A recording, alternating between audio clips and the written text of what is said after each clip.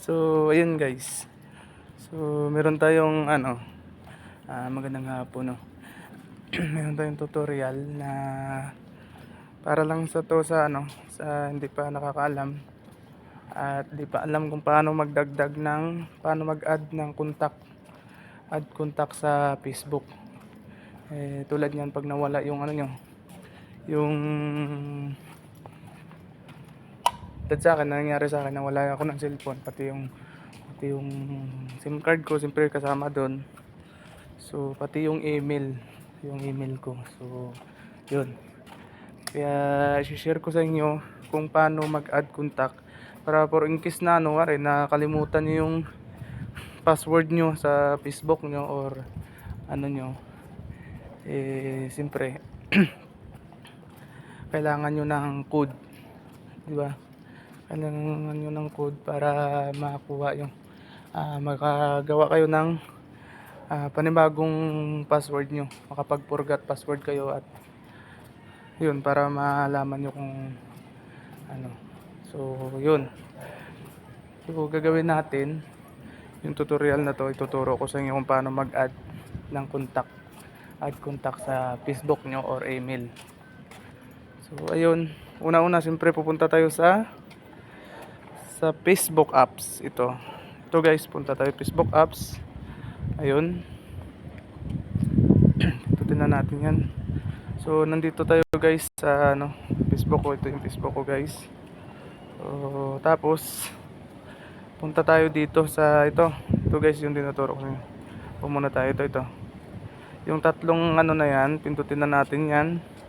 Tapos pag pindot natin yan guys, punta tayo sa settings and privacy. Punta natin ang setting and privacy, punta naman tayo dito sa settings.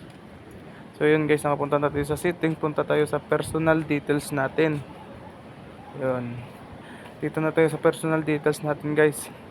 So dito naman tayo, pindutin natin ulit yung personal details natin. Ito yan. Yun guys, kung makikita nyo, meron dyan sa personal details natin contact info.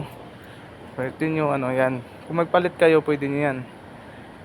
So dito tayo sa contact info, mag-add tayo So yun, kasi yun, ang unang number ko talaga ito, yung nawala ko na cellphone. So nandito, kasama dito yung ko. So pwede ko rin naman to i-delete, kaso kailangan din ng code o password. So yun, dahil gusto ko mag-forgot password sa Facebook ko, so tuturo ko na lang din paano mag-add sa inyo para makakuha kayo ng code. So ako, nag-add ako ng Gmail ko. Ito, Gmail, nag-add na ako, okay na. So yung number ko naman, pindutin lang natin itong add new contact.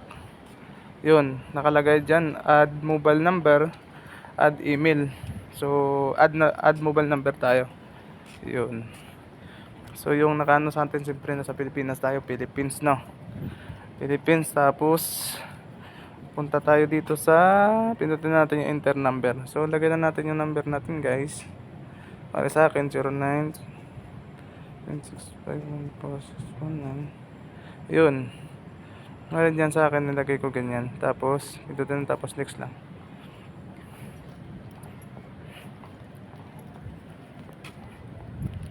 Loading na siya guys, wala siyang kuhan. So yun, so ayun na, okay na close na natin yan.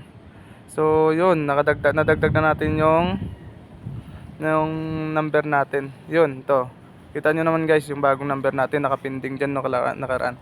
Kasi hindi ko pa yun, kasi nga dapat akong load data nun, kaya hindi nagbibigay ng code si So yun guys, ito, meron na tayong na-add contact na tayo. Yun lang guys, maraming salamat, sana may natutunan kayo.